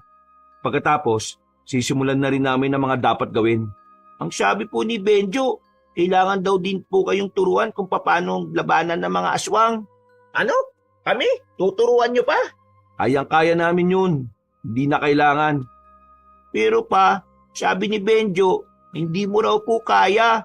Nakita ka nga po namin nakaupo sa gitna ng malakas na ulanan habang pinagtatangkaan pa kayo ng aswang Ito naman, sinabi pa. O sige na, Gibo. Magpaturo na kayo sa kanilang dalawa. Di ba ang sabi mo, mas sila ang nakakaalam ng mga dapat gawin? Kaya ikaw, kayong dalawa ni Alfred, makikinig kayo sa kambal ha? Sa akin wala namang problema Paano kaya si tatay? Napaoo na lamang si Gibo. Natapos ang kanilang usapan ng maayos. Kinabukasan ng umaga, maagang nag-impake ang babaeng si Sonia. Maiyak-iyak pa ito nang makarating na nga sila sa bayan. Matapos silang maihatid si Sonia, dumiretso na sila agad sa kagubatan. Ay nanak, kailangan ba talaga dito tayo sa kagubatan? Ninong, hindi po tayo pwedeng mag-ensayo sa harapan ng bahay namin kasi makikita po tayo ng mga kalugar natin eh. O nga naman pre, kung talaga Sorry naman. Sabi ni Benjo, siya raw po ang magtuturo kay Papa. Ako naman ang kay Ninong Alfred. O sige na, turuan niyo na kami. Gamit ang yantok na magsisilbi nilang sandatang pangsanay, sinimulan nila ang kanilang pag-iinsayo. Pero sa kalagitnaan ng kanilang ginagawa, bigla na lamang nakaramdamang dalawang bata na kakaibang presensya sa kanilang paligid. Noong mga sandaling yun, alam na kagad ng kambal na aswang ang mga yun. Kaya agad nilang itinigil ang kanilang ginagawa. Papa, hindi na sila. Kailangan natin umuwi para kunin ang mga sandata natin. Tara na, hindi natin kakayanin kung yantok lang ang hawak natin. Wati mo na si Banjo. Ako naman kay Benji. Hindi na po. Kaya na po namin. Benjo, tara na. Takbo na. Nawindang ang dalawang lalaki na makita nilang sobrang bilis ng takbo ng dalawang bata. Para sa kanila, hindi normal ang takbo ng mga yon. Umaripas na lang din ang takbo si Gibo at Alfred sa takot na maabutan sila ng mga aswang. Nang makarating na sila sa bahay, agad nilang pinagkukuha ang mga itak. Isinarado na rin nila ang pintahan at pinto. Sigurado bang susundan nila tayo hanggang dito? Hindi ko po sigurado. Pero ang mga aswang po kasi, kadalasan kami lumulusob kapag sa mga baryo eh. At masigit na malakas sila kapag bilog naman po ang buwan. Nakiramdam lang sila ng mga oras na yon. Walang dumating na aswang. Hanggang sa sumapit na nga ang kinagabihan. Dito na mas kinabahan ng lalaking si Gibo. Pabalik-balik ang kanyang tingin sa labas. Hindi siya mapakali. Papa, pero pangitain si Benjo ngayon lang. Pangitain? Ano yun? Sabihin mo anak. Ang sabi po ni Benjo, ngayong gabi raw po, magpapakita raw po ang pinakamalakas na aswang, ang Harimondon. Isang mabangis daw pong alimaw. Ano pa yung nakita niya? Mga dugo, sa lapag, sa kung saan. Pero hindi raw po niya alam kung kaninong dugo eh. Nakot pre, sa mapangitain ba yan? Pwede pong masama, pwede rin pong hindi. Kailangan po natin mag-ingat ngayong gabi. Hindi po tayo ligtas kung nandito lang tayo. Saan naman tayo pupunta? Kailangan po natin unahan sila. Unahan? Paano kung unahan? Sasalubungin po natin sila, Papa. Hindi ba parang delikado yung ganyan ang gagawin natin? Sabi po ni Benjo, mas delikado kung maghihintay lang po tayo dito eh. Nasasayang ang oras. Kung sasalubungin po natin sila, mas maunahan natin ang pagdating ng Harimondon. Pre, may puto nga yung bata. Paano kung marami sila? Magtiwala po kayo sa amin ng kambal ko. Kakayanin po namin sila. Anak, ano po talaga kayo? Gusto ko malaman para kung sakaling may mangyari masama, mas kilala ko na kayo. Nagkatinginan ng dalawang bata. Tumango si Benjo kay Benji. Dahilan para ipagtapat na ng dalawa kung ano ba talaga sila. Siguro po, hindi nyo nalata nung natagpuan nyo lang po kami sa laot. Kami po yung mga inkantong dagat. Inkantong dagat? Anong ibig sabihin nun? Ang mga inkantong dagat po ay nagmumula sa pagnanais ng kalikasan na makalika ng instrumento laban sa kasamaan. Ibig sabihin po nito, wala po talaga kami mga magulang. Kami po ay kusang nabuo para lang kalabanin ng masasamang elemento dito sa lupa. Ano mangyayari kapag tapos na ang misyon nyo dito sa lupa? Iiwan nyo na ba kami ng mama nyo? Papa, hindi po itong tamang oras para pag-usapan ng mga bagay na hindi pa dapat. Kailangan na po nating umalis. Sigurado po kung nasa gubat pa rin po yung aswang na nakalaban namin nung niligtas po namin kayo. Napapailing na lamang ang lalaking si Gibo. Sinunod na lamang din nila ang sinasabi ng dalawang bata. Lumabas silang muli ng bahay. Ibang daan na ang kanilang pinahak. Ang batang si Benjo lamang ang nagtuturo kung saan ang mas ligtas at kung saan sila nakakaatake ng hindi nararamdaman ng mga aswang. Nang makarating na sila ng kagubatan, nagtago sila sa tabing taniman ng gabi. Hinintay nila ang paglitaw ng mga aswang. At ilang sandali nga lang, narinig na nila ang tinig ng lalaking si Miyong. Wala tayong titira sa kanila. Lahat papaslangin. Kahit yung nanay ng dalawang kambal na yun, ha? Hindi pa ako nakakaganti sa ginawa sa akin ng dalawang tubag na bata na yun. Sumenya sa kanila ang batang si Benji na parang itong isang commander sa gera. Tumango naman si Gibo at si Alfred. Nang dumana sa kanilang harapan ng mga aswang, nagmamadaling lumapit ang kambal. Pinagtatataga ng mga ito ang mga aswang na nasa likuran. Laking gulat naman ang aswang na si Miyong sa ginawa nilang paglitaw. Mga kalaban! Natatanangta ang mga aswang. Noong mga sandaling yon, nagsimula na rin ang labanan sa pagitan nilang apat at ng mga halimaw na nilalang. Mabilis ang ginawang pakikipaglaban ng dalawang bata. Sa sobrang pagkamangha, walang magawa si Gibo at si Alfred. Napapangangan na lamang sila sa kanilang nakikita. Hindi nila inakalang kakayanin ng dalawang bata ang sandamakmak na aswang na yon. Nakarating sila sa open area kung saan direkta yung natatamaan ng sinag ng buwan. Sa parting ito, wala pa rin napapaslang na aswang ang dalawang lalaki. Kapag nag-aalagan kasi silang tumaga, inuuna na sila ni Benji at Benjo. Papa, bakit po kayo sumama? Bakit ka ba nagtatanong? Hindi para tulungan kayong dalawa. Wala po kayo na itutulong eh. Kasi nakatunga ka lang pre. Ikaw din kaya? Sandaling nanahimik ang mga aswang. Kahit ang aswang na si Miyong ay hindi na rin muna nagparamdam. Magkakadikit lamang silang apat. Maya-maya lang, biglang umabante ang batang si Benjo. Kumuha ito ng bato sa gilid. Pinukul yun ng batang si Benjo sa dilim. Narinig na lamang nilang umaray ang aswang na si Miyong. Aray! Wisit ka talagang bata ka! Wisit! Harapin mo na kami. Huwag kang magpatago-tago dyan. Matapang ka lang kasi kasama mo tatay mo eh. At sino naman yung isa pang mukhang tanga? Ay, umayos ka ng sinasabi mo ha. Big boss kita sa bibig eh. Biglang lumabas ulit ang iba pang mga aswang na kasama si Miyong. At sa pagkakataong yun, mas marami na ito kumpara sa una. Nakakaramdam na ng kaba ang lalaking si Gibo at Alfred. Habang ang dalawang bata naman, kalmado lang. Kung umasta ay parang sanay na ito sa mga ganong uri ng laban. Mga anak, sigurado ba kayo? Sigurado bang kaya natin yan? Huwag po kayong mag-alala. Kami na pong bahala ni Benjo. Ingatan nyo na lang po mga sarili nyo ha. At kung sakali man kung may umatake sa inyo, kailangan nyo rin pong pumalag. Baka pa mauna pa kayo sa langit eh. O Benjo, handa ka na. Tumango na lamang ang batang si Benjo. Maya-maya pa, nagpatuloy na rin ang labanan. Dinumog ng mga aswang ang dalawang bata. Pero kakaibang bilis na naman ang pinamalas ng dalawang ito. Wala pang 5 minuto, nakabagsak na ang mga aswang. Nanlalaki naman ang mga mata ng lalaking si Miyong. Hindi ito makapaniwala na 2 bata lamang ang makakaubos sa kanyang mga kasama. Pre, o bakit? Kanina pa tayo dito pero wala pa tayong itutulong ha.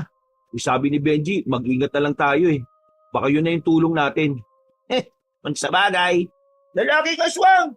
Sumuko ka na kung ayaw mong magaya sa mga kasama mo. Anong sumuko? Nagpapatawa ka bang uhugin ka? Wala sa popularyo ng mga aswang ng pagsubo, no? Kung gusto niyo ako kalabanin, di kalabanin niyo ako hanggang kamatayan.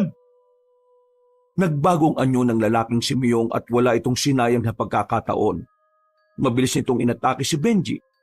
Pero agad namang humarang si Benjo para tulungan ang kambal.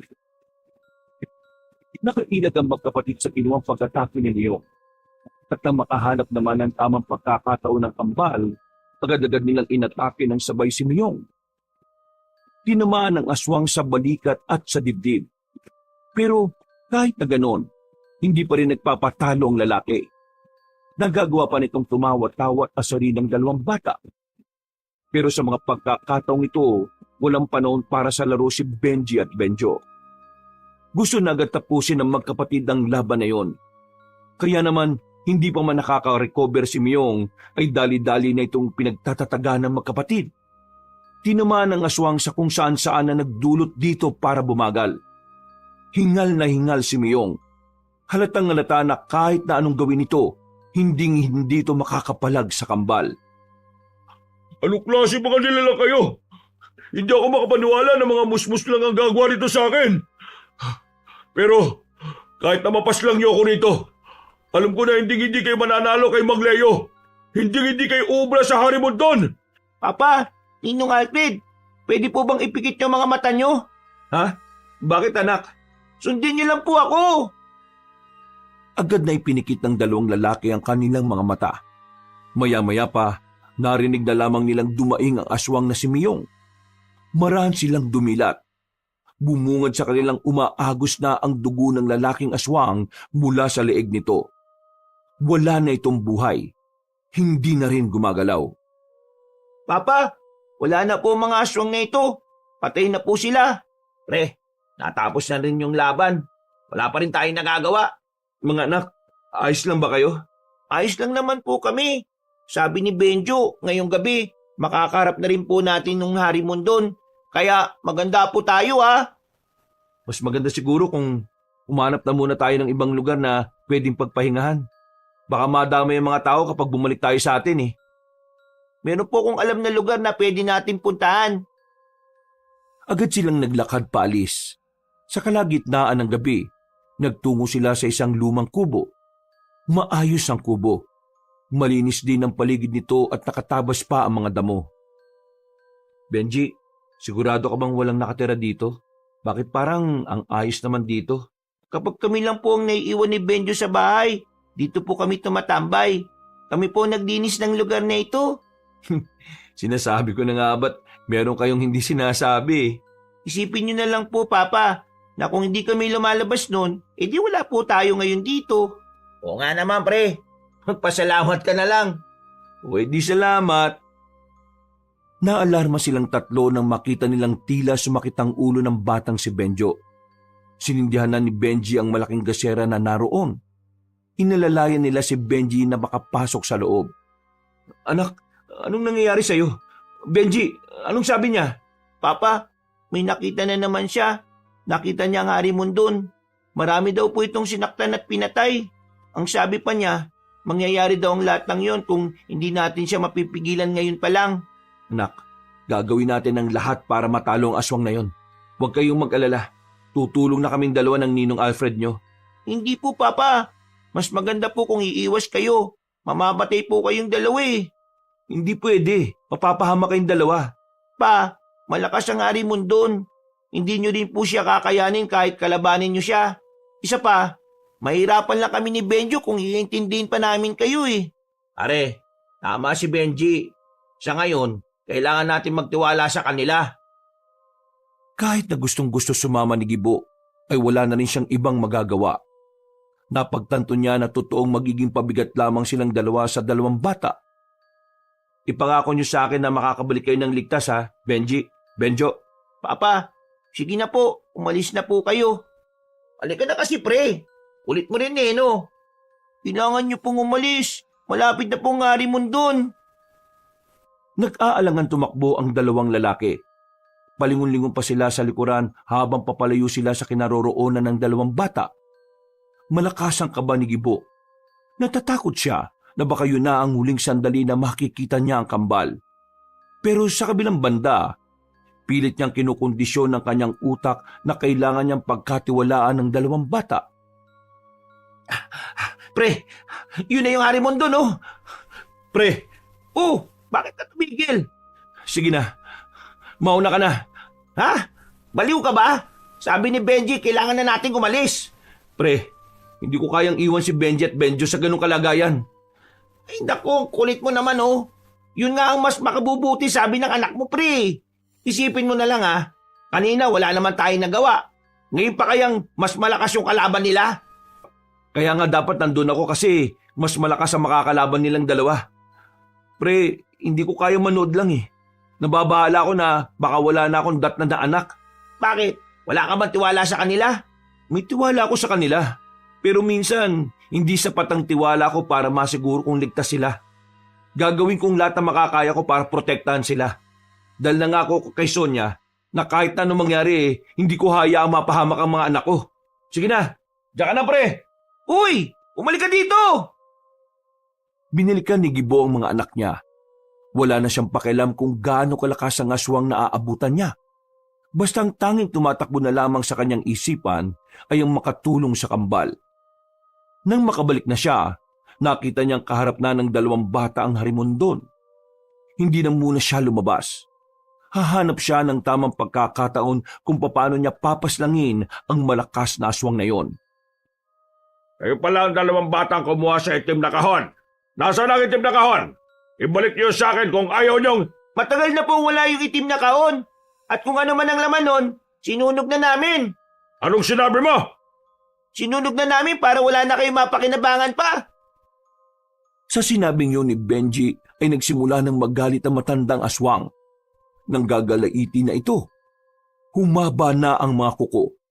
Lumaki na rin ang katawan nito.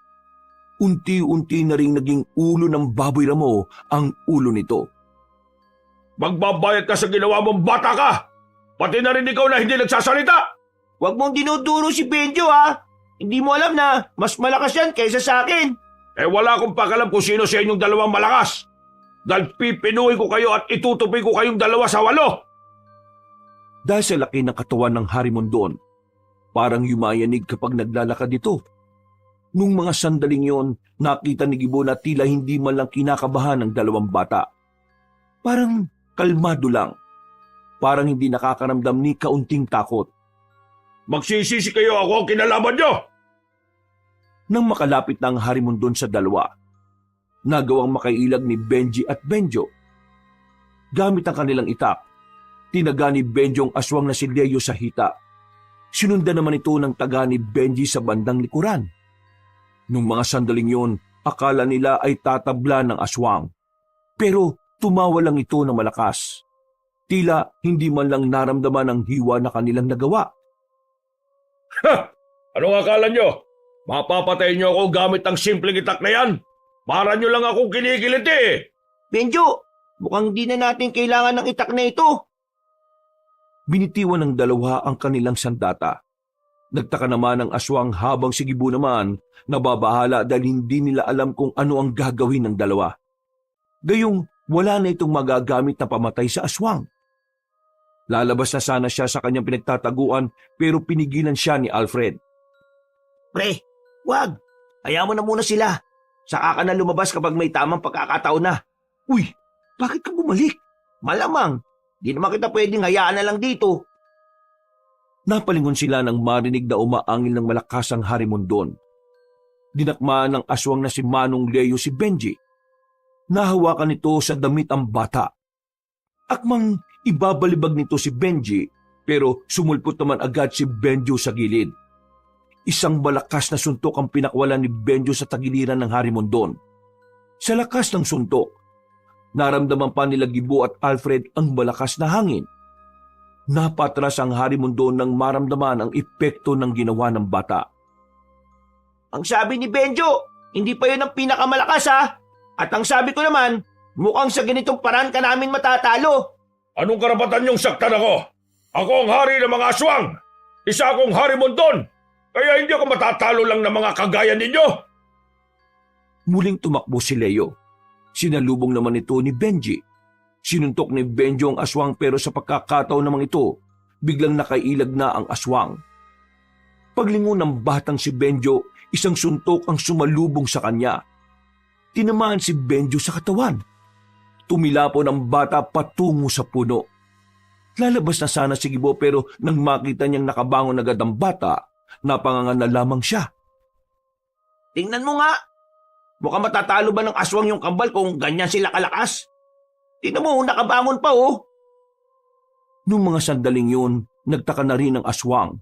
Nanlalaki ang mga mata nito nang makitang parang wala namang epekto ang suntok niya sa batang si Benjo. Paglingon ni Leo sa kaliwa, sumulpot doon si Benji. Sinuntok siya sa mukha ng bata. Sa lakas ng suntok, nabungi ang isang pangil ng aswang. Gigil na gigil ang harimondon sa 2 bata. Kaya naman, ilalabas na nito ang pinakaalas nito sa laban. Naglabas ito ng hangin mula sa bibig nito at ang hangin na yon ay nagdulot ng hapdi sa mga mata ng dalawang bata. Dahil doon, nawala sa focus ang kambal. Sinamantala naman ito ng Harimondon para makaatake. Naisan ko kayo mga bata! Tumakbo ng mabilis ang aswang na si Leo at saka sinuntok si Benji. Sumadsad pa sa lupa ang mukha ng bata. Habang si Benjo naman ay nakatikim naman ng malakas na sipa. Tawa lang ng tawa ang aswang. Hindi pa ito nakontento.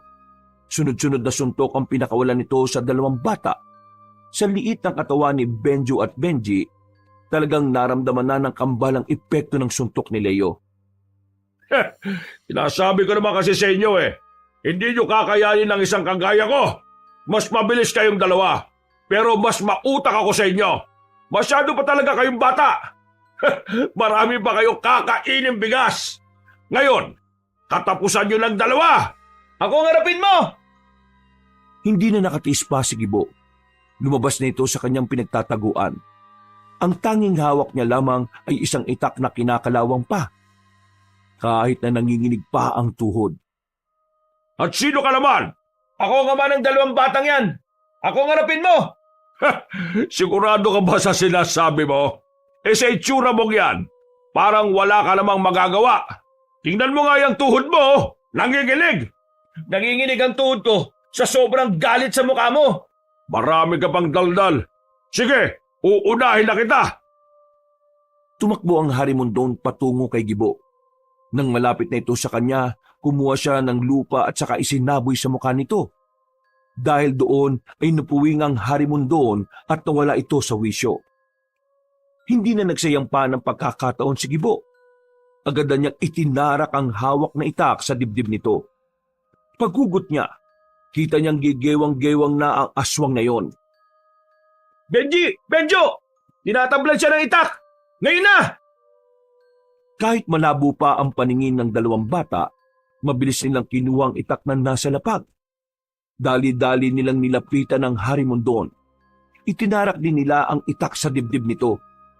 Makailang ulit nilang ginawa yon. Hindi pa nila ito tinigilan hanggat hindi sumusuka ng dugo ang aswang. Dumistansya si Leo. Sa isang iglap lang, tila nakakaramdam na rin ito ng panghihina. O ano? Katapusan mo ng aswang ka? Ako? Matatalo ninyo! Hindi ako papayag! Tumakbo ang lalaking aswang patungo sa kanilang tatlo, pero sabay na tumalo ng mataas ang dalawang bata. Pagbagsak ng mga ito, itinarak nila ulit ang hawak-hawak na itak sa dibdib ni Leo. Sa puntong yon, tuluyan na ngang napaluhod ang Harimondon. Sumuka ulit ito ng maraming dugo, hanggang sa tuluyan na nga itong nalagutan ng hininga. Ayos! Ang gagaling niyo talaga! Ang galing ng mag-aama! Papa, sabi ko kanina, umalis na kayo eh. Anak, hindi ko kayang iwan kayo, kaya bumalik ako. Huwag mo na nga akong sermonan.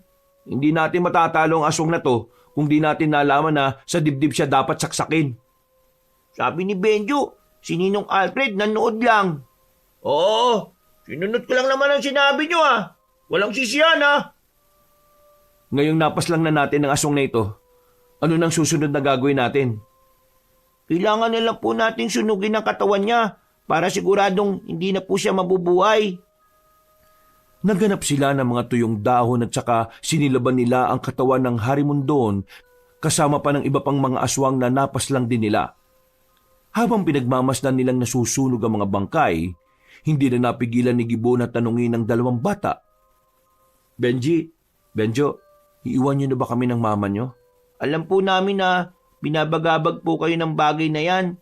Pero para mawala na po mga iniisip niyong ganyan, ang sagot po sa tanong niyo ay hindi. Ha? Anong hindi? Hindi po namin kayo iiwan. Paano mo naman nasabi? Hindi ba kayo babalik sa dagat? Ang kondisyon ng diwatang lumikha sa amin, kasama ng kalikasan ng katubigan, sa oras na matalo namin ang kasamaan, maaari na kaming makapamuhay ng normal. Maaari na raw po kaming makaramdam ng isang pamilya. Talaga? Ang ibig sabihin, hindi na kayo aalis? Magiging anak na talaga namin kayo? Yun po yung uling sinabi sa amin ng diwatang tubig. Sa sobrang tuwa, niyakap na ni Gibo ang kambal. Matapos yon, pinunta na rin nila si Sonia sa bayan. Kinaumagahan lang, bumalik na rin sila sa kanilang baryo. Mabuti naman at ligtas kayong lahat. Hindi ako makatulog ng maayos kakaisip sa inyo eh.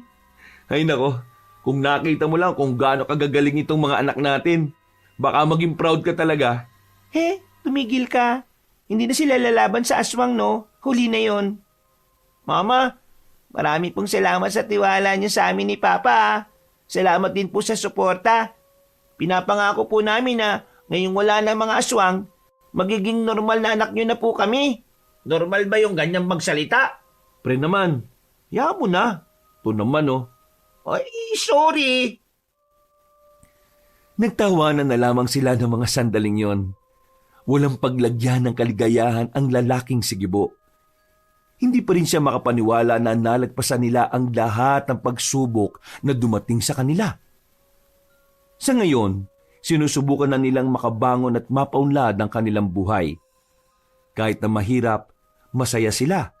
Dahil kahit na papaano ay masaya at mapayapa nilang tinatahak ang bagong landas ng kanilang buhay.